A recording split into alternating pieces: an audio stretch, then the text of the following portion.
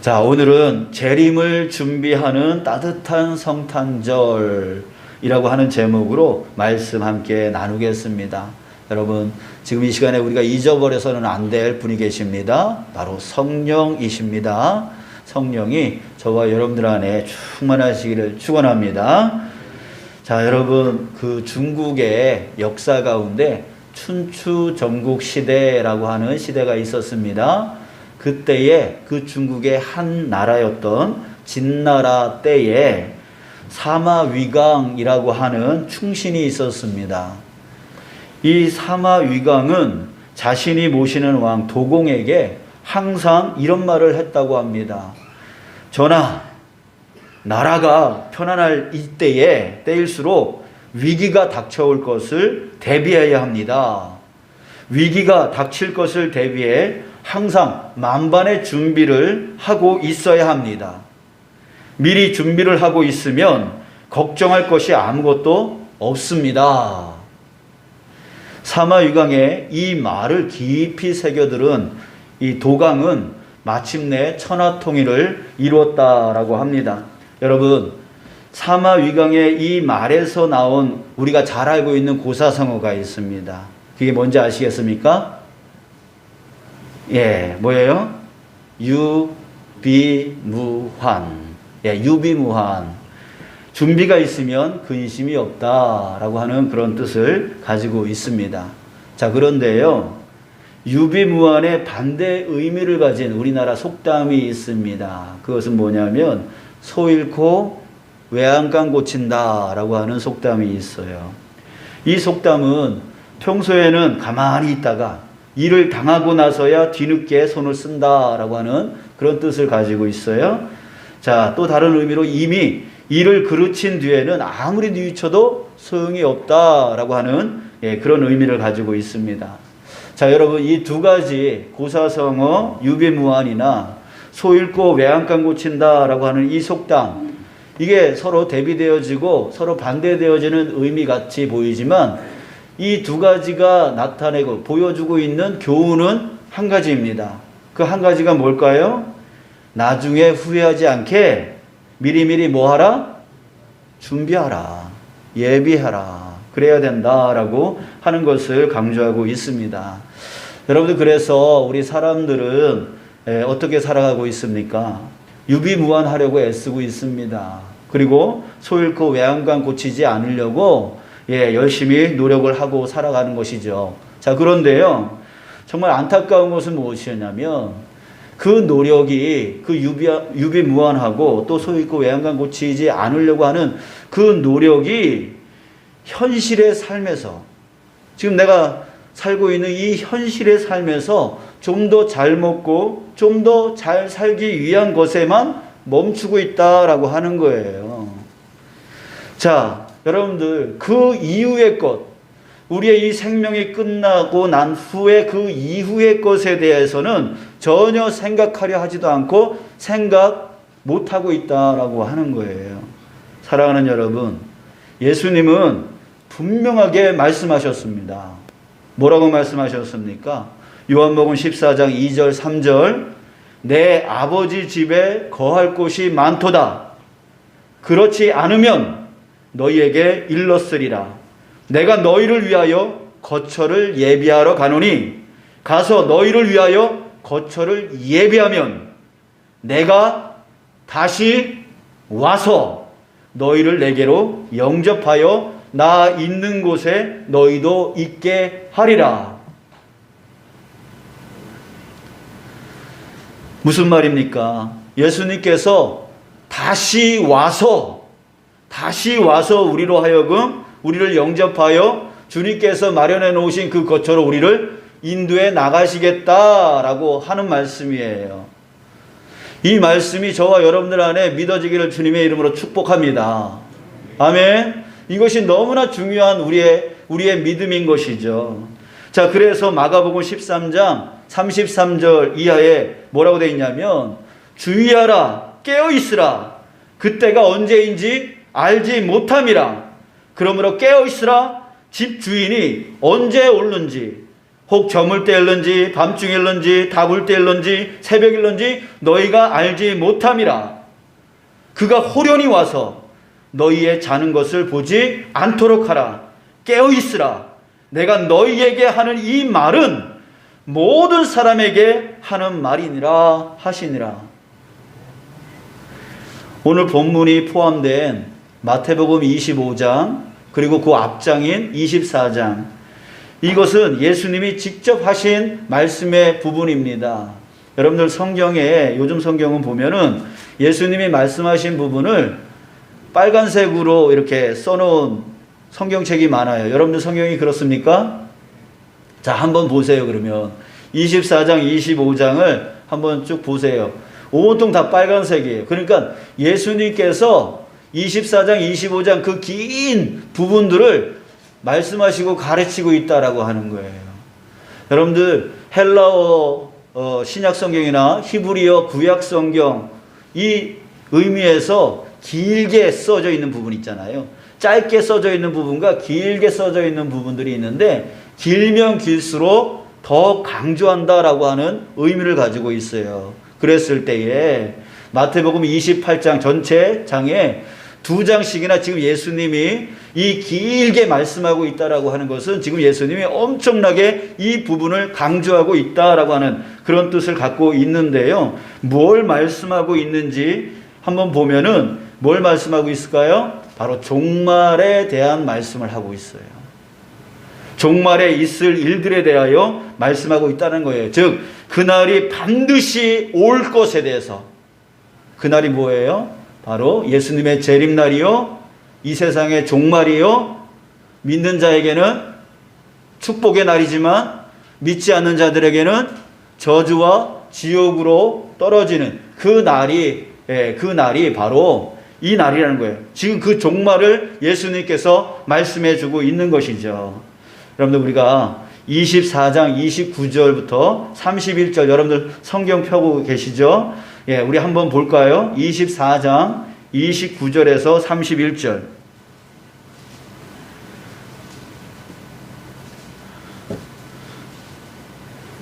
여러분들 오늘 깨어 있으셔야 됩니다. 자, 24장 29절부터 31절. 자, 함께 천천히 무슨 말씀을 하고 있는지 한번 읽겠습니다. 시작.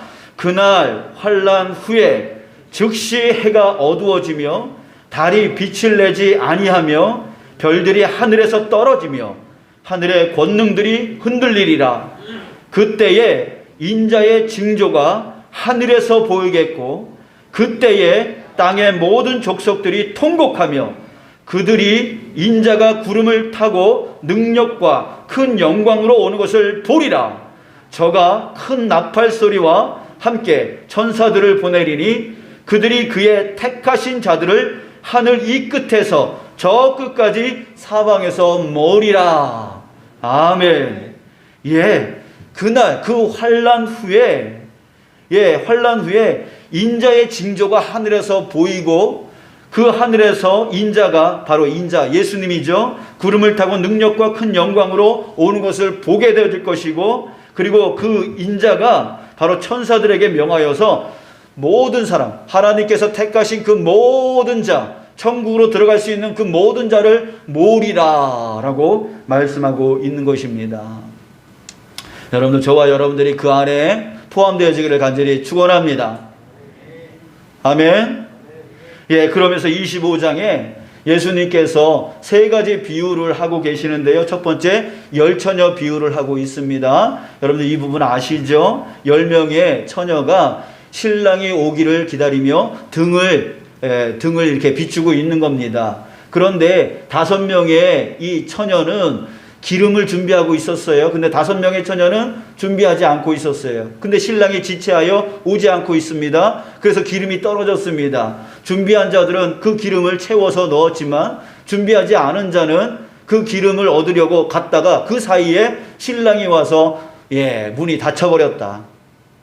뭘 의미하는지 여러분들이 깨달을 줄 믿습니다. 또 달란트 비유가 있습니다. 임금이 종들에게 5달란트, 2달란트, 1달란트를 맡기고 갔다가 다시 돌아와서 그것을 평가합니다. 그런데 5달란트, 2달란트 받은 사람들은 그것을 남겼지만 한 달란트 받은 자는 어떻게 됐습니까? 밖으로 쫓겨남을 당하였다라고 했습니다.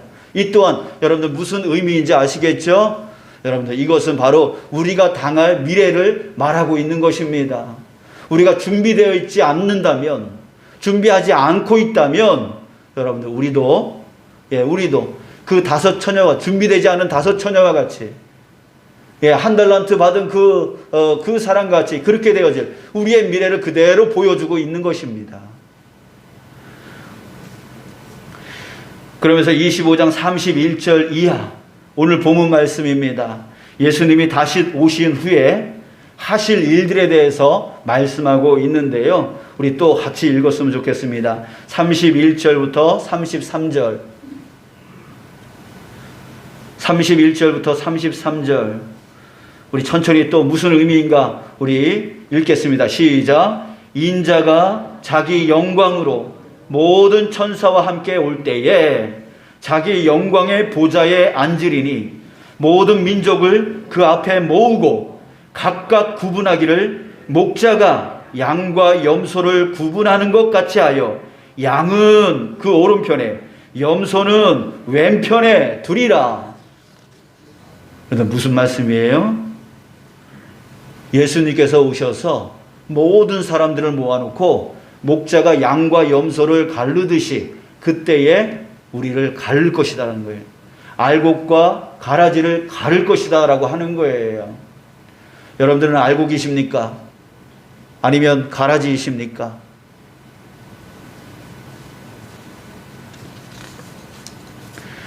무엇을 하시겠다는 겁니까? 바로 심판하시겠다는 거예요.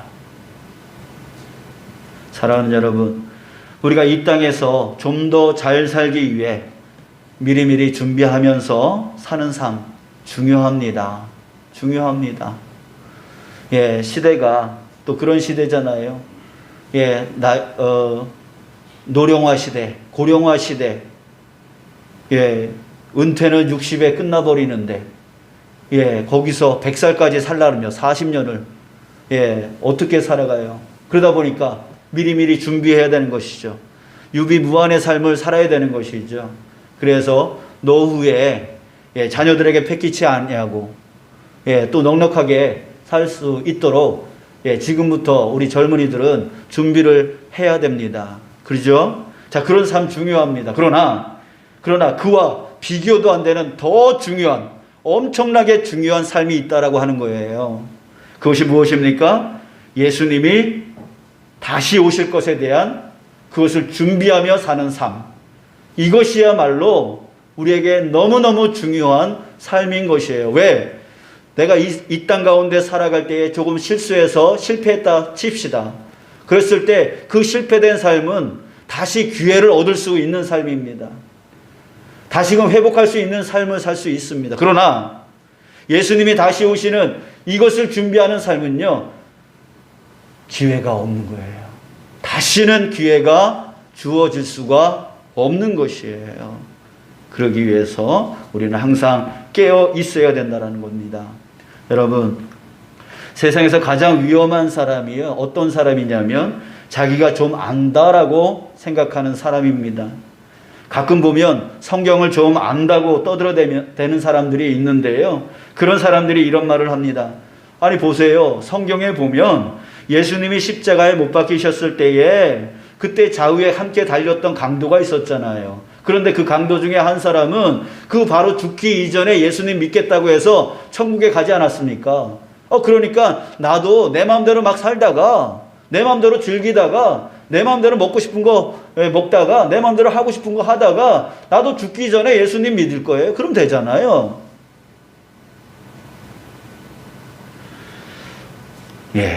가장 위험한 사람이 성경 좀 안다라고 하는 사람. 이런 사람들은요, 귀에 아무리 뭐라 얘기해도 들어먹지를 않고 깨닫지를 못하는 것이죠. 여러분들, 정말 아마도 그 사람은 누가복음 23장 40절에서 43절의 말씀을 알았던 모양인데요. 그때에 예수여 당신의 나라에 임하실 때에 나를 기억하여 주시옵소서라고 그 한 강도가 부탁을 하죠. 그랬을 때 예수님께서 내가 진실로 내게 이르노니 오늘 내가 나와 함께 낙원에 있으리라, 이 말을 갖고 그렇게 생각을 한 것 같아요. 그러나 여러분, 믿음이란 어느 날 갑자기 번갯불에 콩 꼬먹듯이 생겨나는 것이 아닙니다. 여러분들 농사 지어 보셨잖아요. 텃밭이라도 갖고 보셨잖아요. 그때 그 농부가 씨를 뿌렸을 때에 다음 날이면 열매를 맺고 있던가요? 여러분들, 만약 그렇다면 그 사람은 거짓 농부입니다. 그런 일은 절대 일어나지 않습니다. 그런 것처럼 이 믿음도 씨앗과 같습니다.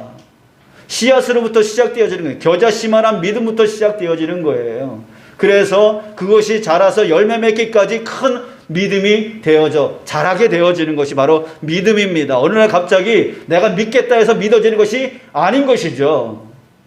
자, 아까 그 누가복음 23장에 보면 그 강도도요, 이렇게 말했어요. 다른 쪽에 예수님에 대해서 업신여겼던 그 강도에게 이렇게 말했어요. 그 사람을 꾸짖어 이르되 내가 동일한 정죄를 받고서도 하나님을 두려워하지 아니하느냐. 이 말에서 이 강도는 이미 이전부터 하나님을 두려워하는 마음을 갖고 있었단 말이에요. 거기에 예수님을 만나니까 그 두려운 마음이 믿음으로 바뀌게 되어진 것이죠. 이미 이전에 그 믿음이 자라왔던 거예요. 그렇기 때문에 여기에 구원받을 믿음까지 나아갈 수 있었던 것이죠. 여러분, 또한 그날은 어떻게 온다라고 했습니까? 아까 마가복음 13장 33절 35절에 주의하라 깨어 있으라, 그때가 언제인지 알지 못함이라. 예수님이 오시는 날, 그날은 언제인지 알지 못해요. 못해요. 그리고 또 우리의 생명은 어떻습니까? 우리의 생명, 여러분들 죽는 날 알고 계십니까? 오늘일는지 내일일는지 누가 압니까? 그런데 내가 죽기 전에 예수님 믿으면 되지요. 이게 말이 됩니까? 말이 안 된다라는 거예요. 그렇기 때문에 오늘 지금 이 시간이 우리에게 가장 은혜의 시간이고 기회의 시간인 거예요. 여러분들, 그것을 깨닫기를 간절히 소원합니다. 사랑하는 여러분, 저와 여러분들이 그날 예수님이 다시 오시는 날이 반드시 올 것에 대한 믿음이 있으시길 바랍니다. 그리고 그 날을 유비무환하는 자 되시기를 간절히 축원합니다. 그렇다면 우리는 무엇을 준비해야 될까요? 유비무환하라고 준비하라고 했는데 무엇을 준비하면 예수님의 재림을 잘 준비하는 것일까요? 오늘 본문에서 그것을 가르쳐주고 있는 것입니다. 34절을 보겠습니다. 한 임금의 예를 들고 있는데요. 그때 임금이 오른편에 있는 자들에게 이르시되 내 아버지께 복 받을 자들이여, 나와 창세로부터 너희를 위하여 예비된 나라를 상속받으라. 여러분, 저와 여러분들이 바로 그 상속받을 자 되어지길 축원합니다. 아멘. 자, 그런데요, 그런 자가 어떤 자이기에 그 하나님의 나라를 상속받을 수 있느냐라고 하는 내용이 바로 다음 절부터 나오는 거예요. 35절 36절. 내가 줄일 때에 너희가 먹을 것을 주었어. 목마를 때에 마시게 하였어. 나그네 되었을 때에 영접해 주었어. 헐벗었을 때에 옷을 입혔고 병들었을 때에 돌보았고 옥에 갇혔을 때에 와서 보았느니라. 그랬더니 이 사람들이, 아니 저희가 언제 주님께 그렇게 했습니까? 이 사람들은 자기가 했던 기억이 없는 거예요. 그래서 물어봤어요. 언제 그렇게 했냐고. 그랬더니 40절 보십시오. 40절. 임금이 대답하여 이르시되 내가 진실로 너희에게 이르노니. 자, 그 다음부터는 함께 읽겠습니다. 너희가, 시작. 너희가 여기 내 형제 중에 지극히 작은 자 하나에게 한 것이 곧 내게 한 것이니라. 아멘. 아멘. 그래요. 정말 예수님께 했던 거, 그게 아니라 내 형제 중에 지극히 작은 자, 정말 줄이는 자, 배가 고파 줄이는 자, 또 목이 마르는 자, 그리고 나그네 되었던 자, 헐벗고 또 병들었고 옥에 갇혔을 그런 자들을 돌보고 살펴보는 그때에 그것이 바로 나에게 한 것이다. 이렇게 말씀하고 계시는 거예요. 여러분, 이제 말씀을 마무리하면서 여러분들 이제 조금 있으면 성탄절입니다. 그런데 세상에서 가장 기쁜 이 날이 이 코로나19로 인해서 지금 모이기도 힘들고 어려운 가운데 있습니다. 자, 그렇지만 모이지 못한다고 해서 우리에게 슬픔의 시간이 아닙니다. 우리에게 뭐가 중요하냐면 저는 이 모이지 못한 것으로 인해서 이 성탄절의 진정한 의미가 드러날 수 있다라고 저는 믿습니다. 왜입니까? 그동안 성탄절 예배만 참석하면 나는 성탄절날 할 거 다 했다. 내가 가서 헌금하면 다 했다. 이런 식으로 우리는 그냥 지나쳐 버렸습니다. 그러나 이 하지 못했을 때 우리가 성탄절의 진정한 의미는 무엇입니까? 바로 주님의 뜻이 이루어지는 것입니다. 우리 가운데 주님의 뜻이 이루어지는 거예요. 그 뜻이 뭐예요? 바로 내 형제 중에 지극히 작은 자 하나에게 한 것, 그것이 바로 내게 한 것이다. 이것이 바로 재림을 준비하는 자의 온전한 모습이고 바로 예수님의 탄생을 준비하는 자의, 예수님이 다시 오실 것을 준비하는 자의 온전한 하나님의 뜻, 예수님의 뜻인 거예요. 예수님이 이 땅 가운데 오신 목적인 거예요. 그 목적이 우리 가운데 일어나기를 간절히 소망합니다. 그랬을 때 여러분들에게 제가 제안을 하고 싶습니다. 이번 이 성탄절날 우리가 함께 따뜻한 성탄절을 선물하는 기회의 시간들이 되어졌으면 좋겠어요. 그리고 우리가 예수님의 재림을 잘 준비하는 그런 시간이 되어졌으면 좋겠어요. 그래서 여러분들 우리가 성탄 2부 행사를 하지 못하게 되었는데요. 그 성탄 2부 때에 우리는 10,000원 이하의 선물을 함께 나누는 일들을 했어요. 그랬을 때 우리 그거 잊어버리지 말고 우리 함께 하는 시간 가졌으면 좋겠어. 다른 방법으로 함께 했으면 좋겠다 하는 마음을 하나님이 주셨습니다. 자, 그래서요.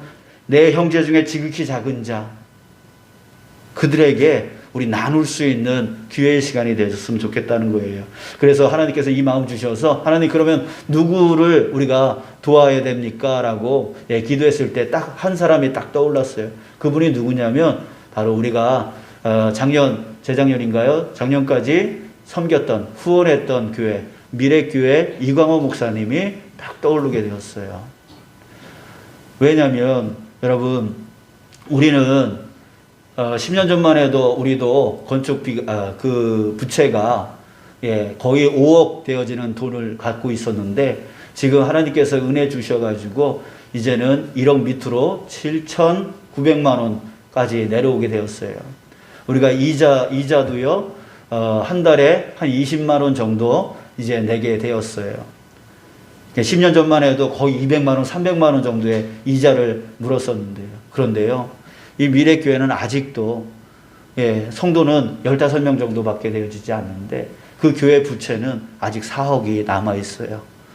근데 1년마다 갱신해야 되는데 은행마다 받아주지 않으려고 해요.